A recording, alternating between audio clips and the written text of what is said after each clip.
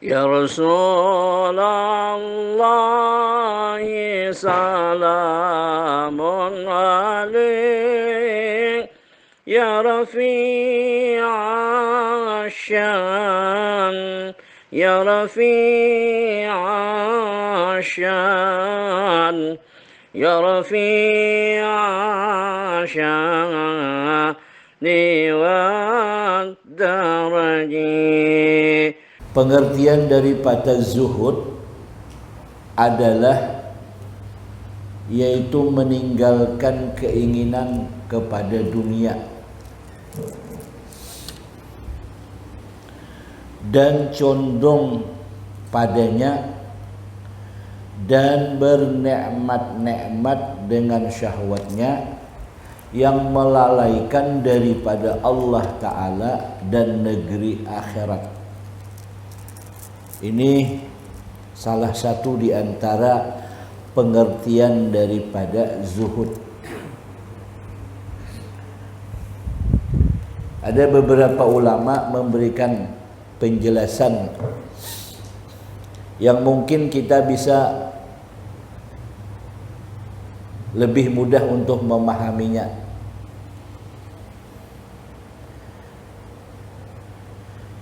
Sebagai pembuka daripada bacaan kita untuk memahaminya, ada sebuah riwayat cerita tentang seorang murid yang berguru kepada kiainya. Jadi si guru ini begitu belajar masalah ilmu tasawuf sampai kepada bab zuhud, si guru ini berhenti mengajari. Ujar si guru, wahai murid, untuk selanjutnya ikam mengaji wadah perguruan kusana tentang zuhud ini. Si murid ini sudah bisa membaca seorang. Jadi sambil membaca, memahami. Lalu karena si guru tadi berpesan, ujarnya hendak kelanjutan masalah zuhud ini kamu datangi kiai sana aja. Berangkatlah si murid ini karena diperintahkan oleh guru tadi. Jadi yang dibawanya ini tidak ada modal sama sekali kecuali hanya tasbih, kemudian timba gayung, kesan mengambil air wudhu di sungai. Ya berangkatlah dia. Zaman itu ceritanya perjalanannya dia berjalan kaki. Karena jauh perjalanan, tibalah waktu sembahyang. Anak sembahyang mau kada mau menciduk air kan berwudu. Biasa.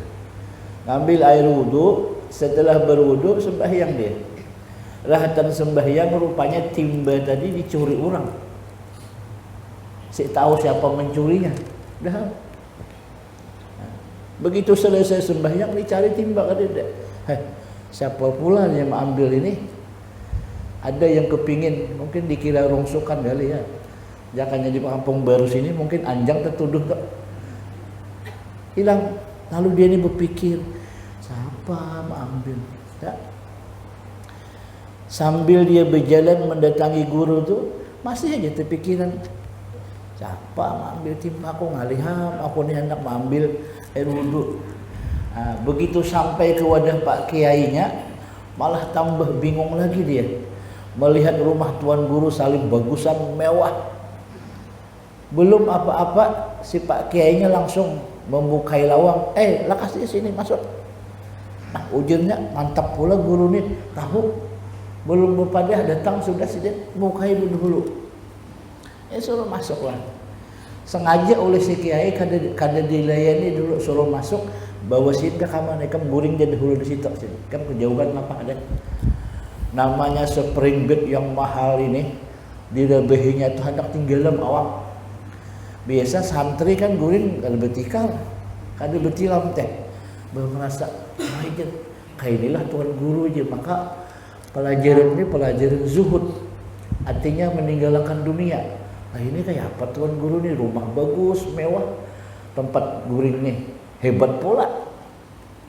Si guru ini dibiarkan oleh si kiai ini. Sampailah sudah sehari 2 hari, ujar siapa namanya si kiai, hari ini kita peleseran, ikam harus umpat. Dibawalah oleh si kiai ini peleseran, naik mobil, begitu disangguilah oleh si kiai mangkuk berisi banyu. Nah, ujar si tuang si kiai ini, kita hari ini peleseran rekreasi keliling kota, tapi tolong peganglah mangkok ini, nah tuh isinya air, jangan sampai tumpah. Berangkatlah keliling, udah bertengah hari keliling kotanya sambil berpandir aja si murid lawan si kiai ini.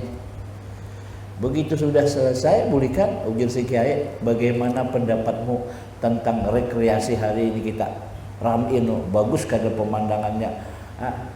Ujar si murid tadi, Pak Kiai, aku kada melihat apa-apa.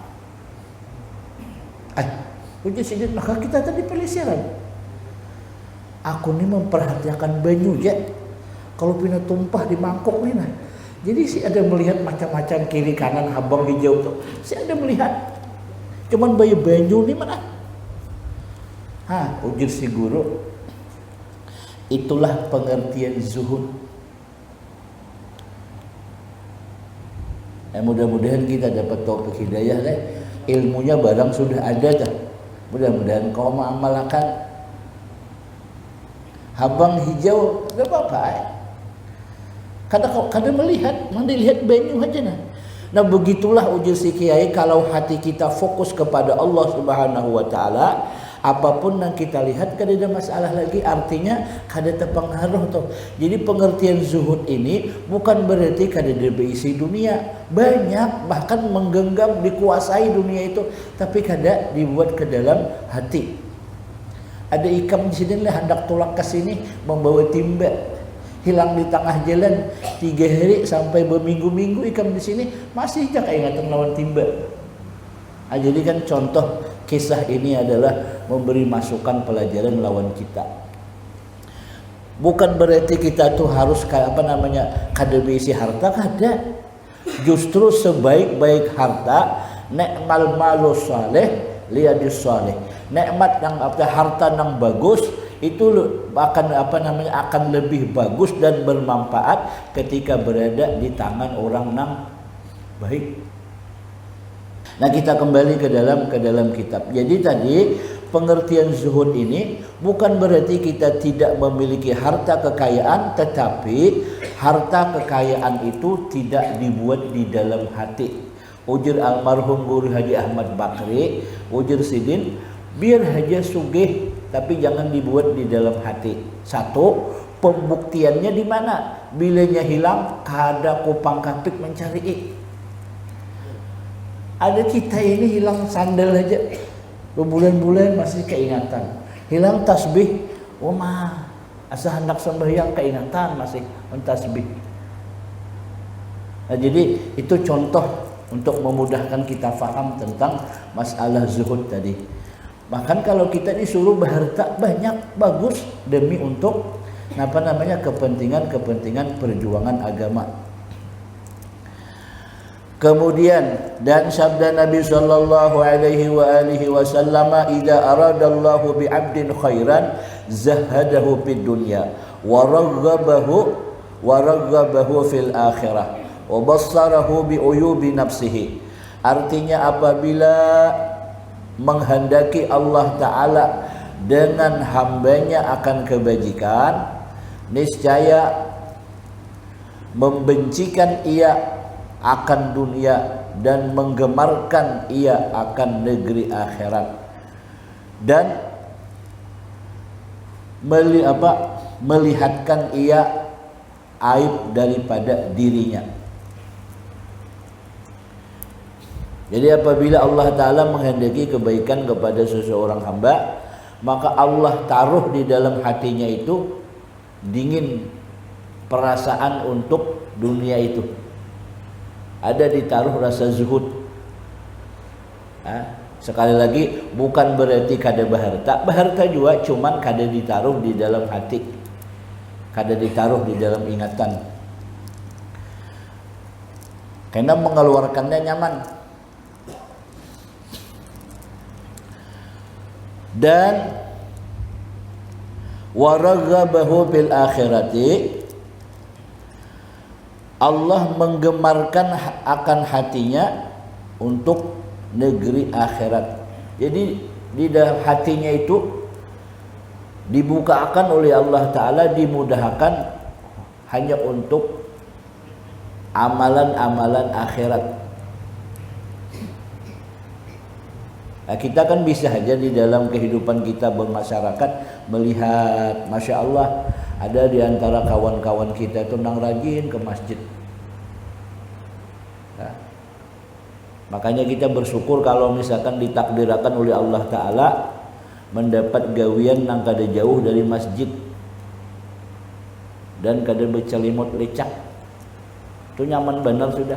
Sampai zuhur ke masjid, boleh sembahyang ke toko duduk nunggui. Pan sudah disampaikan karena seharian guru kada ada payo-payo, kada apa-apa, itu kiparat lawan dosa pian. Depan bisa payo juga boleh. Kan itu. Nyaman hidup tuh kada ada ngalihnya kita. Emang di dalam kitab Riyadhus Shalihin kan itu makna salatul daim kan kayak itu. Mbah sembahyang berniat, ya Allah mudahan umurku panjang sampai waktu asar kena hendak pulang sembahyang berjamaah di masjid. Nah, sampai asar ke masjid, mulai zuhur sampai asar tuh gawian duduk aja di toko deh. Nah, ditulis oleh Allah Ta'ala menjadi amal ibadah sholat. Imbah asar itu lagi, ya Allah mudahan umurku panjang kena hendak maghrib hendak lagi berjamaah. Sampai maghrib berjamaah. Antara asar maghrib napakah gawian balik ke rumah tuh tahu. Tetap ditulis ibadah salat. Umpama meninggal di dalam salat. Kenapa? Bihusnin niyati, dengan bagusnya niat tadi. Nang paling nyaman itu juga kayak Mbah Isa. Ya Allah mudahan umurku panjang sampai subuh. Wah nang sembahyang berjamaah pula di musala. Itu guringnya lagi. Guring berpemalaman lah. Tetap pahala juga. Nah, jadi kita mudah-mudahan dengan banyak mengetahui ada ilmunya lalu diniatakan. Di dalam risalah Muawanah disebutkan mun hendak sebelum guring diniatakan macam-macam niat. Besok aku hendak puasa, besok aku hendak bersedekah, besok hendak baca sholawat, besok hendak bersilaturahmi. Napa-napa diniatakan kebaikan. Umpama besok kada tegawi dapat pahala niat sudah. Nah, cuman buju-buju juga pun juga kayak amun larang kena sawit ni ku hendak bersedekah je membeli guru-guru pesantren sok kali larang kada mahirani juga. Nah, tahu rasa je Allah Ta'ala tidak. Nah, kembali ke dalam kitab jadi orang yang dikehendaki oleh Allah Ta'ala menjadi kebaikan ada 4 kategorinya tadi, 3. 1, hatinya itu dalam urusan kekayaan perhiasan dunia dingin, dalam arti kada berambisi. Umpama peluang itu ada ya didapat tapi kada menjadi pikiran, kada menjadi tautan di dalam hatinya. Yang kedua, Allah menumbuhkan gairah untuk akhirat itu lebih tinggi. Hatinya itu gemar melakukan amal ibadah kebaikan. Dan yang ketiga, wa bassarahu bi uyubi nafsihi, selalu terbuka mata hatinya untuk melihat aib dan kekurangan kesalahan dirinya. Nah, kita ini berataan banyak punya aib, Masya Allah, karena hanya kelembutan daripada Allah Subhanahu Wa Taala menutupi daripada aib dan kesalahan kita. Makanya andai kata dibuka, maka kita pasti akan melihat jati diri kita yang sesungguhnya. Tetapi Allah Ta'ala menutup. Makanya kita pun disuruh meminta supaya ditutupi aja, ya. Karena mau dilihatkan kada bagus. Baik kita melihat ampun orang atau orang melihat ampun kita, kan kada bagus. Maka di dalam Ratibul Haddad ditambahi, ya alimas sirri minna la tahtiki sitra anna wa afina wa'fu anna wa kun lana haitsu kunna. Ya alimas sirri minna, wahai Allah yang mengetahui rahasia kami. La tahtikis sitra anna, mohon ya Allah jangan disobek tutupan daripada aib kami ini. Kita ini ditutupi, jangan dibuka, minta kepada Allah Subhanahu wa taala. Adapun di dalam dalil disebutkan Allahumma asturna bisatrikal jamil, ya Allah tutupi kami dengan tutupanmu yang indah. Kita minta, jadi aib kita jangan diketahui orang. Kalau bisa kita pun jangan melihat aib orang. Kita lanjutkan lagi. Dan diriwayatkan ada seseorang laki-laki datang kepada Nabi sallallahu alaihi wasallam dan bertanya, "Ya Rasulullah, dulluni ala amalin idza amil tuhu." Jangan ambil tahu ya. Ini kan percetakan itu. Mungkin keliru mengasih harakatnya. Ya Rasulullah, dulluni ala amalin idza amiltuhu ahabbani Allahu wa ahabbanin nasu. Faqala izhad fid dunya yuhibbuka Allah wazhad fima indan nasi yuhibbukan nasu. Artinya zuhudlah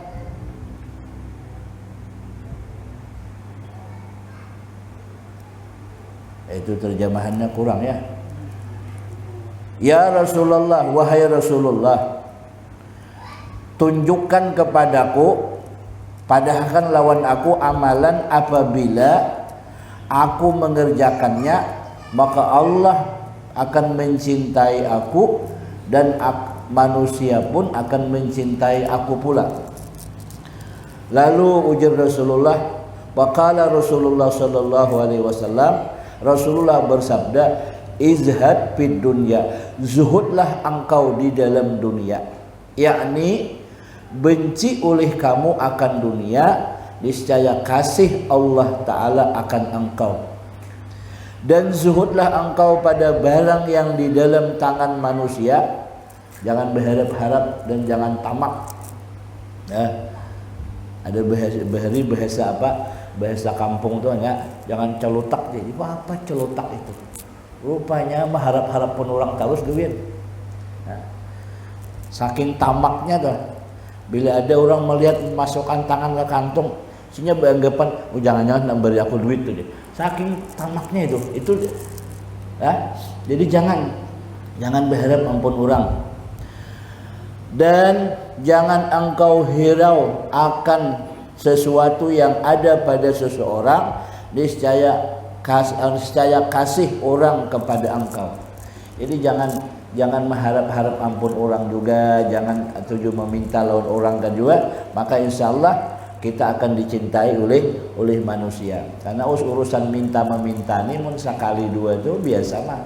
Mun terlalu rancak pas waktunya kada tepat pulang, ya, lalu menjadi masalah. Oh minta harus itu aja, nah kan lagi. Dan bila kita sudah memberi itu berdiam-diam saja, ya beri sudah harus saya ingat-ingat. Dan zuhud menurut pendapat Imam Ghazali rahimahullahu taala adalah zuput nafsi anid dunya wan siwaniha anha tau'an ma'al qudrati 'alaiha. Artinya, arti zuhud menurut Imam Ghazali adalah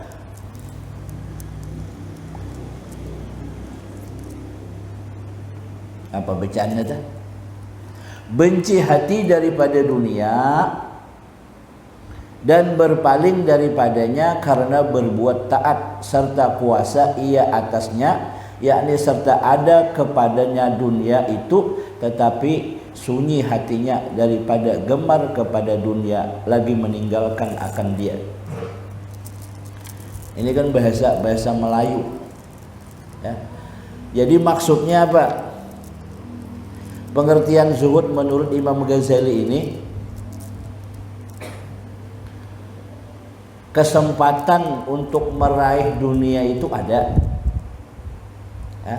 Kesempatan untuk meraih dunia itu ada dan sudah terbuka, tetapi kada diambil. Padahal andai kata diambil tuh bisa.